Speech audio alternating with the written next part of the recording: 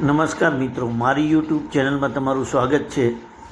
મિત્રો, ધર્મ અને રામનો વિરોધ કરતા જે આ જીતિયા નિલેશ તેમજ અન્ય વિરોધીઓ જે કોઈ ધર્મના નામે વિરોધ કરતા હોય છે તેમને નાગદાનભાઈએ જોરદાર લઈ લીધા છે। જો આ ઓડિયો સાંભળો અને ગમે તો લાઈક કરો, શેર કરો તેમજ સબસ્ક્રાઈબ કરવાનું ન ભૂલતા। અને આ વિશે તમારું શું કહેવાનું થાય છે એ વિશે જણાવજો મિત્રો। તો ચાલો સાંભળીએ આ ઓડિયો। જય શ્રી રામ, જય દ્વારિકાધીશ। મિત્રો, આ વિડીયો છે નિલેશ જીતિયા માટે ખાસ, કે નિલેશ જીતિયો એક રાક્ષસ કુળ છે। એના ઘણા વિડીયો મેં એવા જોયા કે જે માંસાહારી ખાય છે એવો પણ વિડીયો મૂક્યો છે। જે માંસાહારી ખાતો હોય ને એ આપણા દેવી દેવતાને માંસાહારી કહેવામાં એને કાંઈ નડે નહીં, કારણ કે રાક્ષસ છે, રાક્ષસને કાંઈ નડતું નથી। અને હવે જીતિયા નિલેશના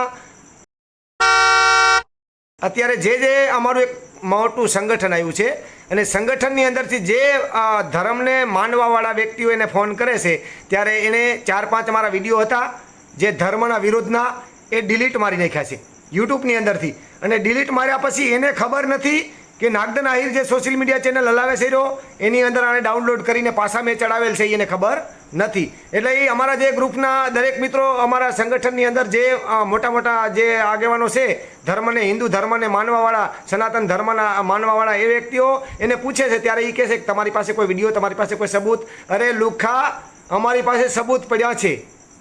તું ક્યારે ભૂલ ન ખાતો, તે 5 થી 7 વિડીયા ડિલીટ માર્યા છે અને સાયબર ક્રાઇમમાં જઈને અમે તારા વિડીયા કઢાવશું। તું એવું ન સમજતો, અત્યારે સિસ્ટમ એવી છે કે સાયબર ક્રાઇમમાં જશું ને એટલે તે ડિલીટ મારેલા વિડીયા બધાય નીકળવાના જ છે। તારી માની તાકાત નથી। અને જીતિયા નિલેશ, તું બહુ ગાળો બોલતો હતો, જ્યારે અમે ફોન કરીએ ત્યારે ગાળો બોલવાનું ચાલુ કરે। પાછો અમે બ્લોકમાં એટલા માટે કરીએ કે તું ગાળો સિવાય વાત નથી કરતો, બરાબર? અને તું સામે લોકેશન આપતો નથી, વડોદરામાં રહેશે પણ તારું લોકેશને પણ નીકળી જશે। યાદ રાખજે લુખા, આવતા 12 કલાક રાતના, 12 કલાક કાલ દિવસના, સાંજના 6 વાગ્યા સુધીમાં તારું લોકેશન નીકળશે।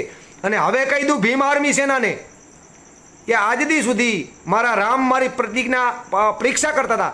કેમ કરતા હતા? કે નાગદન સત્ય ધર્મ માટે લડે છે કે નાગદન એની ઇન્કમ કરવા માટે? પણ મારા રામને પણ હવે ખબર પડી કે નાગદન આહિર સનાતન ધર્મની માટે લડે છે। અને મારા રામને અપમાનિત કરનાર જે ભીમ આર્મીના લુખ્ય સોર્યા એને, હો ભાઈ, પાછા દલિત બધા માથે લેતા નહીં। અને દલિતને બધાને ભરવું હોય તમારી ભીમ આર્મી ભેરે તો એ મારા ધર્મથી નોખું પડવું હોય તો પણ છૂટશે, કારણ કે હવે અમારું સંગઠન આવ્યું છે।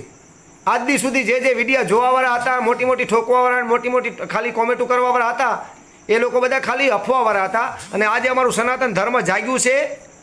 અને હવે જ્યાં સુધી તમે એટ્રોસિટીના દાવા બનાવતા હતા ને એમ અમે હવે તમારી ઉપર દાવા બનાવશું, કારણ કે અમારા ધર્મને કીચડ ઉડાડવા, કારણ કે દેવી દેવતાનું અપમાન કરવા, ભગવાનને, માતાજીને ગાળો બોલવા તમે સંવિધાનને વચ્ચે લઈને આવો છો। સંવિધાનમાં કઈ જગ્યાએ લખેલું છે, સંવિધાનમાં કઈ જગ્યાએ 21-22 પ્રતિજ્ઞામાં એવું લખેલું છે કે દેવી દેવતાને ગાળ બોલવી?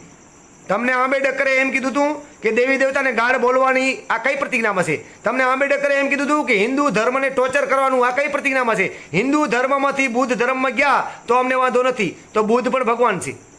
જો બુદ્ધને માનવો હોય અને રામને નથી માનવા તો બુદ્ધને માનો છો તો બુદ્ધ પણ ભગવાન છે, સાંઈને માનો છો તો સાંઈ પણ ભગવાન છે। અણુ અણુમાં વાસ કરનારો ભગવાન જ છે।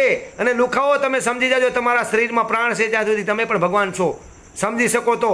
અને રાક્ષસો ચિકન ખાતા વિડીયો જે જીતિયા નિલેશના મારી સાથે છે એ પણ જોવા છે તો હું તમને આગળના શોમાં બતાવીશ। એટલે જીતિયા નિલેશ, તમને કહી દઉં છું, દરેક જે આ ભીમ આર્મીના લુખેસો, જાતિવાદી કીડાઓ કેનારા જાતિવાદી તમે છો એ સાબિત થઈ ચૂક્યું છે કે દરેકે દરેક વિડીયો તમારા જુઓ એટલે ધર્મનો વિરોધ કરવો, જરાક સામે કોઈ બોલે એટલે એટ્રોસિટી કરવી, અને કાયદો જોતો નથી ને તમારી એટ્રોસિટી નોંધી લેશે, એનો પણ સરવાળો મરાઈ ગયો છે કે જેટલી એટ્રોસિટી થઈ એટલે તદ્દન ખોટી છે। કારણ કે તમે જાણ્યા જોયા વગર કોઈ વ્યક્તિને ઉછળાવો છો, બેન દીકરીના ઓડિયા રવાના કરો એ તમારા બાપનો કાયદો છે? કોઈની દીકરીને બદનામ કરવી, બેન દીકરીનો ઓડિયો ચડાવવો એ મોટી બદનામી છે ને મોટો ગુનો છે। પણ આજ દી સુધી સરકારની આંખ એમાં પણ નથી ઉઘડી। અને હવે ખાસ કરીને સરકારને અમે ચેતવણી આપીએ છીએ કે જો તમે આ ખાસ જુઓ કે આ લુખાઓ કોઈની બેન દીકરીનો વિડીયો ઓડિયો ચડાવે, પછી એના બાળકો મોટા થશે, પછી એની માનું અપમાન થતા જોશે તો આમાં ખૂન ખરાબા વધશે। કોઈ એના દીકરાને કહેશે કે તારી માનો તો આવો ઓડિયો મનસુખ રાઠોડની સાથે છે, વસંત ચાવડાની સાથે છે, ત્યારે એના દીકરાની હાલત શું થશે? તમે વિચાર તો કરો। ધર્મ અમારું આવા તો આ દરેકે દરેક જે સમાજ કાર્યકર્તા બનવાનો પ્રયાસ કરી રહ્યા અને દલિત સમાજના લોકો જ છે. મારા હિન્દુ ધર્મને બાદ કરતાં વારંવાર હું કહું છું એનું કારણ જ આ છે કે દલિત સમાજના લોકો દરેકે દરેક ચેનલ ચેક કરી લો. દલિત સમાજના લોકો આગેવાન બને અને આગેવાન બનીને હિન્દુને ટોર્ચર કરે, હિન્દુ ધર્મ માથે કીચડ ઉડાડે, દેવી દેવતાનું અપમાન કરે અને આપણી ગાંડ આપણે એને બે ગાળો બોલી એટલે એ એટ્રોસિટી કરે. વાહ ભાઈ વાહ, તમે ભારતના સંતાન ઉઠીને ભારતના સંતાનથી ગદ્દારી કરો છો. ગદ્દાર લોકો, સાલાઓ હવે તમારો ઘડો પાપનો ભરાઈ ગયો છે. કૂતરાઓ તમે યાદ રાખજો કે જે અમે બોલીએ છીએ ને એ નહોતા બોલતા ત્યાં સુધી નહોતા બોલતા. હવે યાદ રાખજો કે તમને પાટલા ફાટે કરી લેજો અને ઉખેડી લેજો તમારે ઉખેડવું હોય. જય મુરલીધર, જય દ્વારિકાધીશ, જય સનાતન.